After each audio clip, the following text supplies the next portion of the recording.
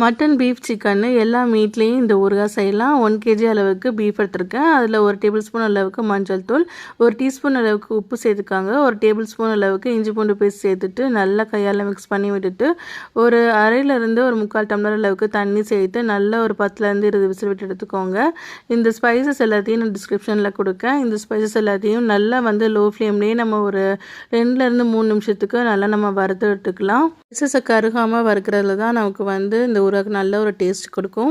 நல்ல ஃபைன் பவுடராக நம்ம மிக்சியில் அரைச்சி நம்ம தனியாக வச்சுக்கலாம். இப்போ இந்த பீஃப் நல்லா வெந்து வந்துட்டு இதில் ஒரு சொட்டு தண்ணி இல்லாமல் நல்லா நம்ம வற்ற வச்சு எடுத்துக்கலாம். இப்போ அதே பேனில் ஒரு 1/4 லிட்டர் அளவுக்கு நான் நல்லெண்ணெய் சேர்க்குறோம். நல்லெண்ணெய் தான் நம்ம கண்டிப்பாக சேர்க்கணும். அதில் இந்த நம்ம பீஃபை சேர்த்துட்டு ஒரு 1.5 டேபிள் ஸ்பூன் அளவுக்கு காஷ்மீரி நான் ரெட் சில்லி பவுடர் சேர்க்குறேன்.